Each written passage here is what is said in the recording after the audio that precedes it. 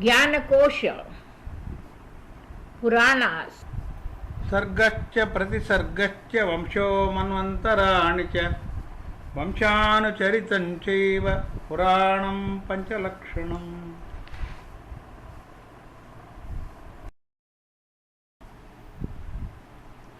Bhagavat Purana. Meeting of Lord with Gopas and Gopis. Sukadev says, O Parikshit, Lord Krishna was passing his time with pleasure in Dwarka. A total solar eclipse happened to fall during that period. People from all over India thronged in Kurukshetra to take a dip in sacred Ganges on that great occasion. All the Yaduvanshis too arrived there. When Vrajavasis learnt about Krishna and Balrama's arrival in Kurukshetra, they too assembled there. During the festival, Lord Krishna met his foster father Nand and other cowherds who were his childhood friends. Lord Krishna met the gopis also, who had been pining for his sight since long. They enjoyed the meeting and kept on chanting for long. Overwhelmed by love and joy, Vasudeva embraced Nand. Lord Krishna and Balrama respectfully greeted Mother Yashoda and Father Nand. They too embraced Krishna and Balrama cordially. Gopis were specially overwhelmed by Lord's sight. They had no other desire but to have a sight of Lord. That day their long cherished dream had come true. Gopis imbued the captivating appearance of Lord and experienced the joy of embracing him. Lord met all the gopis and embraced them, inquired about their well-being and preached them with spiritual knowledge. By virtue of knowledge, feeling of living disappeared among the gopis and they merged with God forever. Organization of Yajna by Vasudeva. Devarishi Narada, Vyasa and many other great sages arrived in Kurukshetra to have a sight of Lord. Lord welcomed them all. Then Vasudeva greeted them and inquired about the way for his self-upliftment.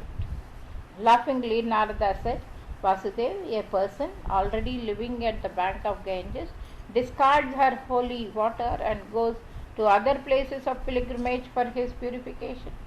In the presence of Krishna and Balrama, the sages said, you regard the indescribable, eternal Satchidananda Sri Krishna as your son and seek the way of your self-upliftment from us.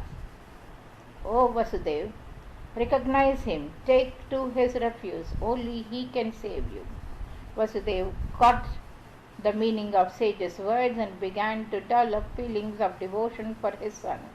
Every human being has obligation for the gods, sages and his ancestors. The sages got a yajna performed in Kurukshetra by Vasudeva to free him from the obligation for gods.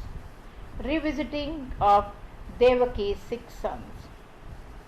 In Dwaraka, Krishna and Balrama used to greet their parents first daily in the morning. Now Vasudeva had recognized his identity, so after their return from Kurukshetra, when Krishna and Balrama went as usual to greet their parents, Vasudeva greeted them first. Lord Krishna then preached his father about the metaphysical knowledge. With that knowledge, Vasudeva began to see Krishna everywhere. Mother Devaki was also present there. Memory of her 6 children who were killed by Kamsa was still afresh in her mind. She had heard that Krishna had fetched the dead son of Sandipani from Yamaloka, so she prayed to them, you both are venerable even to the gods.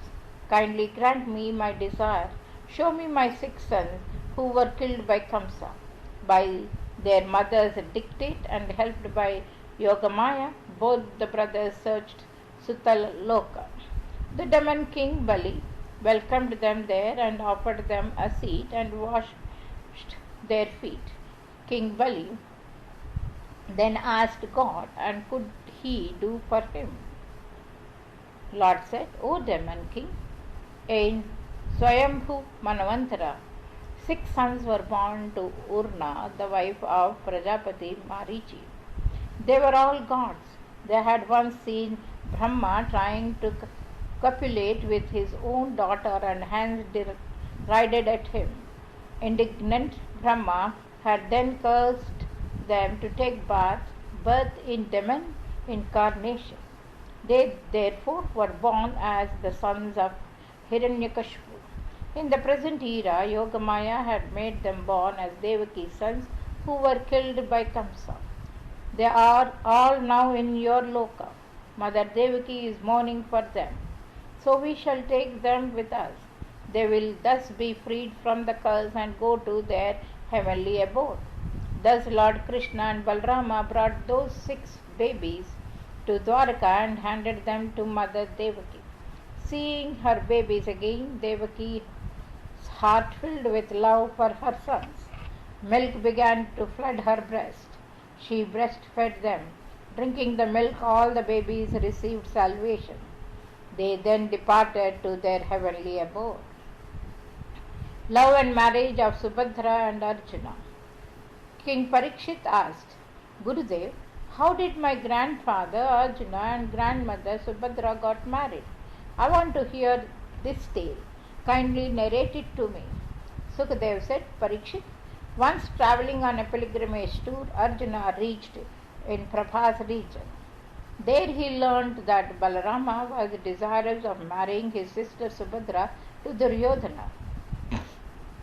But Vasudev and Krishna were not in the favor of this marriage. So a strong urge took hold in his mind to get Subhadra as his wife. Acting as per the urge, Arjuna reached Dwaraka in the guise of Vaishnava sage. It was rainy season then, so with an excuse of Chaturmasya Vrat, Arjuna stayed in Dwaraka. During his stay, Balarama served and looked after him very well. But neither Balarama nor any other inmates of the palace could recognize Arjuna. Once Balarama invited Arjuna to his home. There he offered good, delicious food to Arjuna. Subhadra too served him well. There they fell in love with each other. Later on, boarding a chariot, Subhadra went out of the palace for a joy ride. At the outskirts of the town, Arjuna was awaiting for her. He had already taken permission of Devaki, Vasudev and Krishna. Subhadra too had silently nodded her acceptance. So that evening Arjuna and Subhadra eloped from Dwaraka.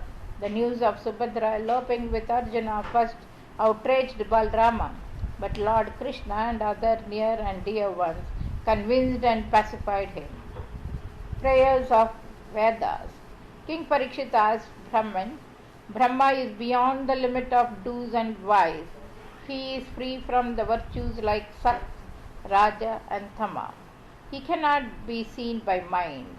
On the other hand, Guna, virtues, is the subject of all the Shrutis, Vedas. How do Vedas then depict Brahma? Sukadev says, Parikshit, Lord is omnipotent and a treasure of all the virtues. Shrutis, Vedas do depict Saguna clearly, but reflect on them deeply and you get virtueless meaning from them.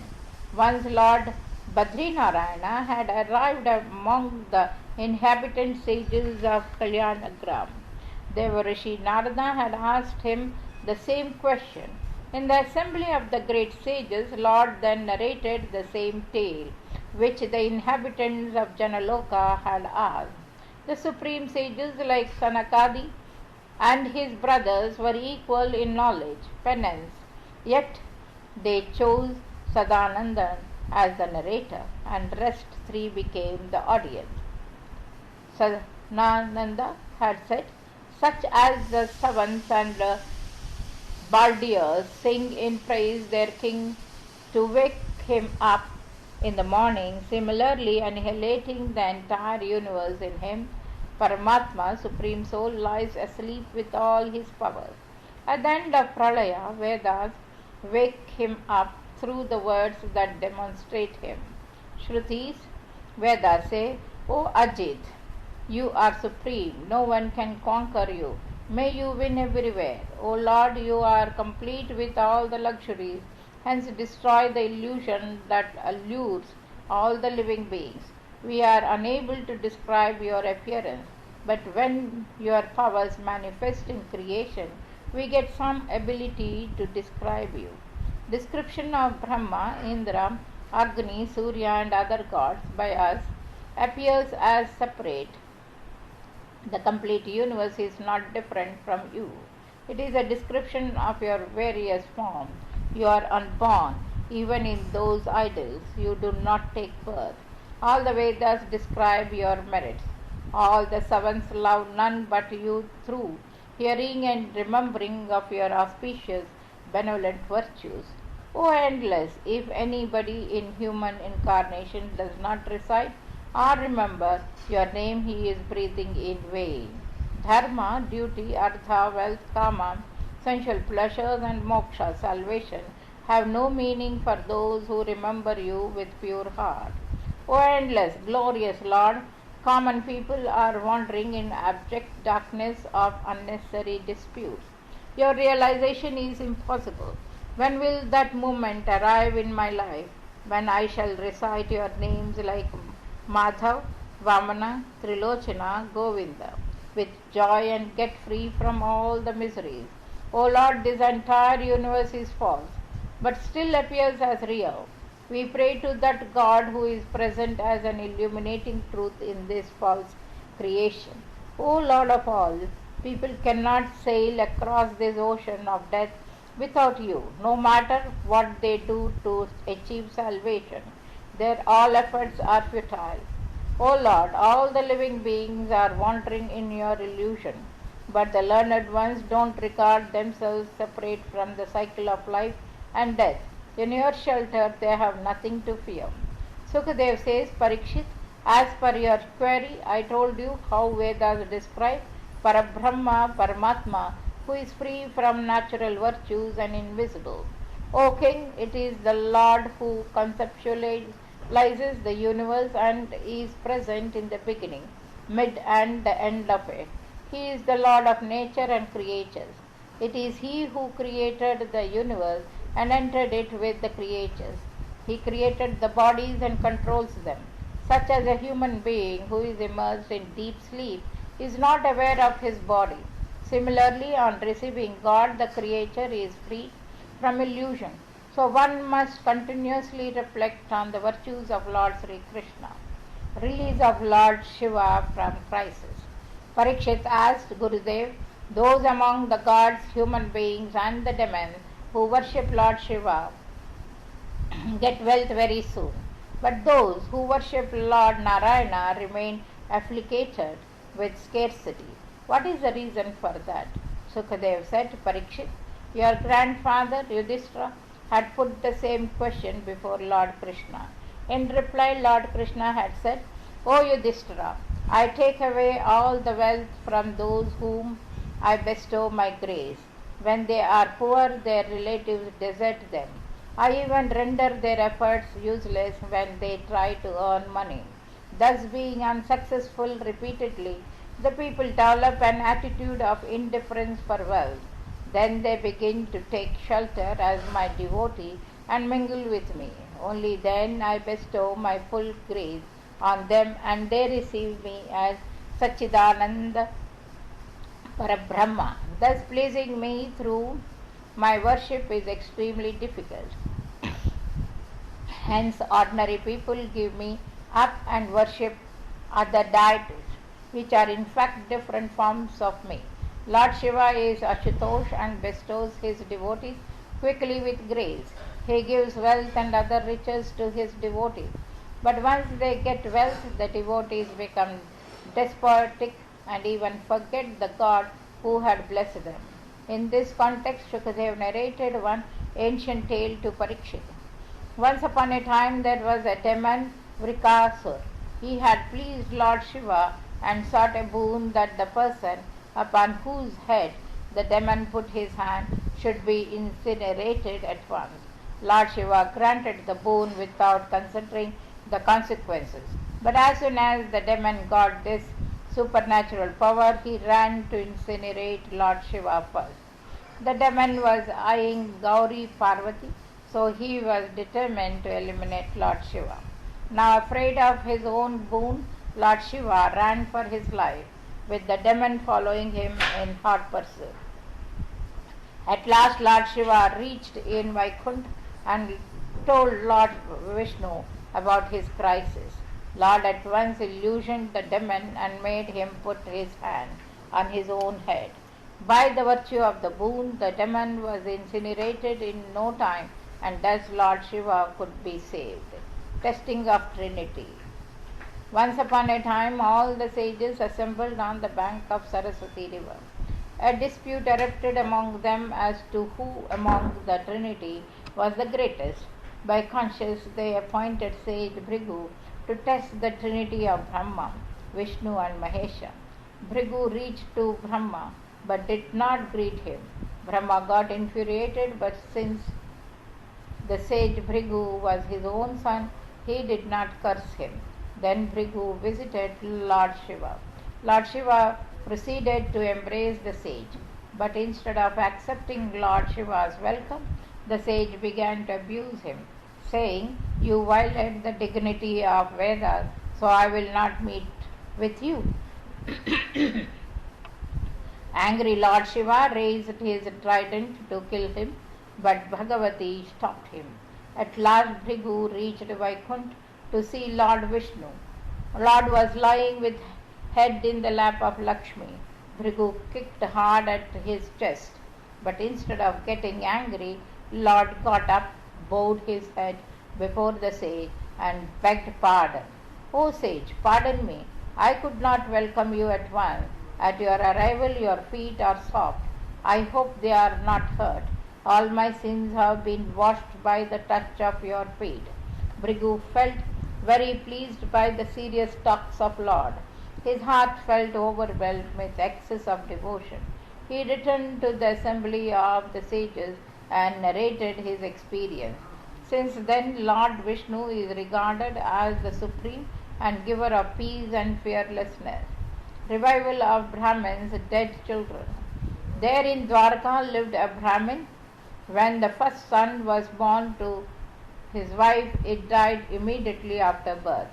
The Brahmin took his dead son to the royal court and complained, "My son has died because of anti-Brahmin and licentious actions of the king." One by one, thus 8 sons were born to a Brahmin couple, but they all died immediately after birth, and the Brahmin kept on dumping his dead sons at the gate of the royal palace. When his 9th son was born and died, Arjuna was also there in Dwarka.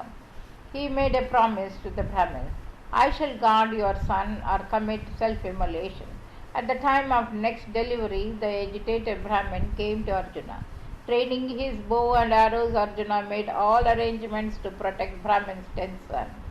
Sanctified by many mantras, Arjuna's arrows constructed a fence around the labor room. A child took birth, but it too died after some time. Brahmin then cursed Arjuna. Arjuna scouted through all the 3 worlds and even the nether worlds in search of the Brahmin's dead son, but he could not find him anywhere. Ultimately, accepting his failure and as per his promise, Arjuna proceeded to immolate himself. Meanwhile, Lord Krishna too learnt about Arjuna's woe and stopped him from self-immolation. Thereafter, riding a divine chariot, Lord set out with Arjuna towards west, beyond the limits of cosmos. They reached the abode of Lord Vasudev in Tripadi Bhuti. There Arjuna saw that Lord was present in Purushottam's appearance. Sri Krishna and Arjuna greeted him. Lord Purushottam said in a serious voice, "O Krishna and Arjuna, only to have a sight of both of you, I brought the Brahmin sons to me. Both of you had taken incarnation on earth from my part to protect the religion. All the demons have been slain by now. Now you too return to me." Sri Krishna and Arjuna again greeted Lord and returned on earth with all the sons of the Brahmin. Arjuna was greatly surprised to see the supreme abode of Lord. He felt that whatever strength a living being had, it was all by Sri Krishna's grace. Like common, ordinary people, the Lord stayed on earth enjoying mundane comforts, performed yajnas like kings, behaved like idealistic people, deterred his subjects, and slayed evil kings to re establish religion on earth.